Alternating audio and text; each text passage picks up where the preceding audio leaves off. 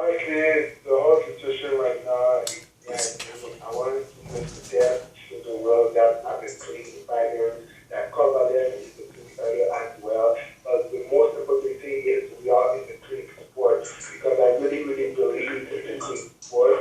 And I wanted to show the world that the champions are clean on the straight side, but we have some issue with the Kovalev case. So right now, I'm not worried about anything. I'm just focusing on my task, and my task is to train well and win the fight on March 15th. But in any way, are you disappointed? Of course I am. Of course I am. Just listen. They're talking about drug testing. When you're looking to take the test, you don't come up with like the specific agency to make the test. You better shut up. Why you want to have a specific agency to make the test when you know I'm the one to pay for it? You're not going for it. I'm the one who's paying for it, and me, so I can test. I can do like with any agency in the world. You can make the test on me. I don't care. But why Kovalev is what it is with only one specific agency? So, but it is what it is, and right now I'm just moving forward, and I just hope that Kovalev is clean. Yeah, I'd like to put this to rest once and for all for the Kovalev side. He is clean. He's quite clean. He was willing to take a test at Vada, the only agency that's ever actually reported anyone having taken drugs and having them penalized for it in boxing. So he was willing to go to that agency, which is above reproach, and for some reason the Pascal people who were told they could go to any agency they wanted, but that Sergey was going to go to the one that he knew was of the highest caliber and without any clouds or questions about whether it reported the results properly or took the test properly. He was willing to go to that agency. They said no. End of story. We're not going to talk about it anymore. Kylie, Vada only do boxers. Me, I was willing to do like any agency doing like Olympic things on any athletes, not only boxers. Vada only like recognized by certain people in boxing. They have no credibility.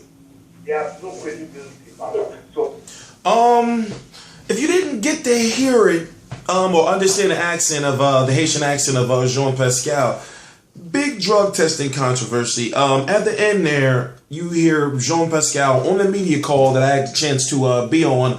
Was about a week or so ago between Sergey Kovalev, Jean Pascal, John David Jackson was there, and Kathy Duva of Main Event Promotions. He says Vada has no credibility. He didn't want to use Vada.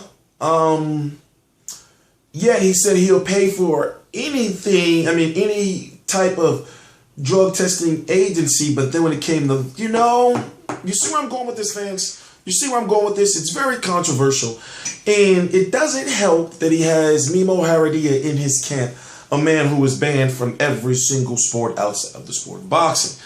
I'm T-Street Controversy. This is T-Street Controversy Live, March the 9th, 2015. Sergey Kovalev will be defending his WBA Super World, WBO, IBF, IBO 175-pound light heavyweight championships against WBO #1 contender and WBC Silver 175-pound champion Jean Pascal. I guess, when it comes to the drug testing, right? I feel that it should be taken care of immediately. There should be no stumbling blocks. There should be no discussion on, okay, put it this way. If someone says, let's use the most stringent drug testing organization that there is, it shouldn't be no beef with that. It shouldn't have to be, nothing should have to be said, about that. But now, it's just, you leave a cloud of speculation above, when you got controversial people working in your training camp.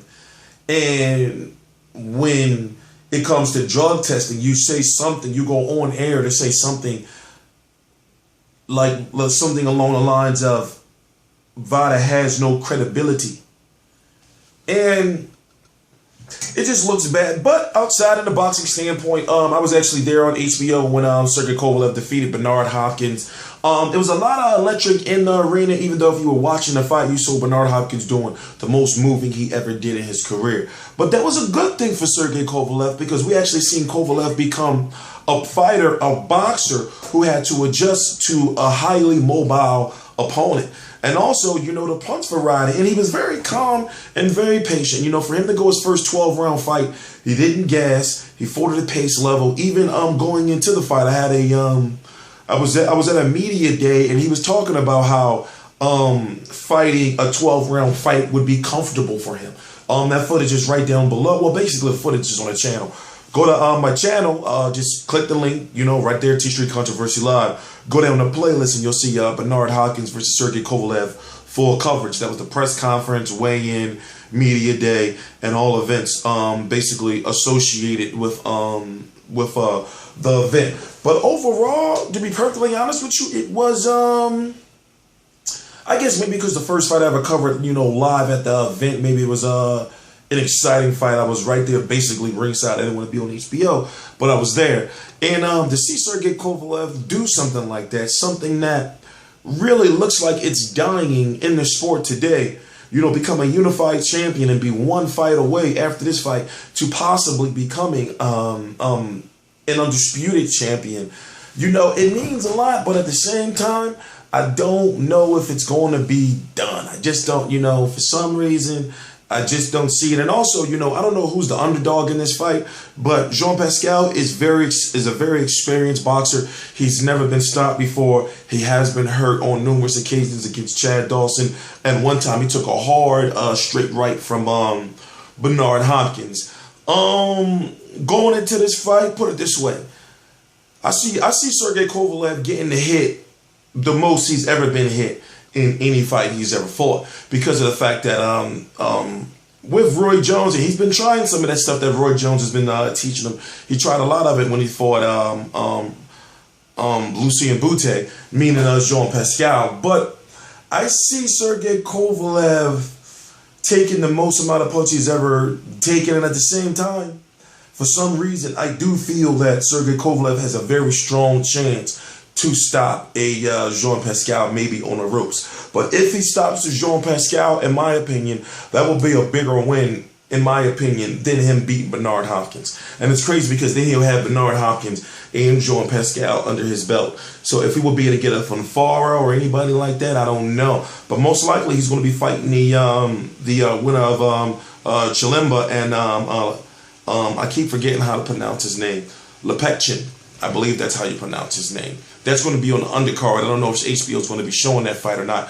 But I'm going to be covering this fight live. I'm going to be covering the weigh-in. I cover every single major fight live, every single Sergey Kovalev fight live, every single Jean Pascal fight, every single Steve Cunningham fight, every single Zara Glaskov fight. Also, the night before, you're going to have Sean Porter versus Roberto Garcia and Andre Berto versus Jose Zito Lopez. T Street Controversy with RealCombatMedia.com. T Street Controversy Live.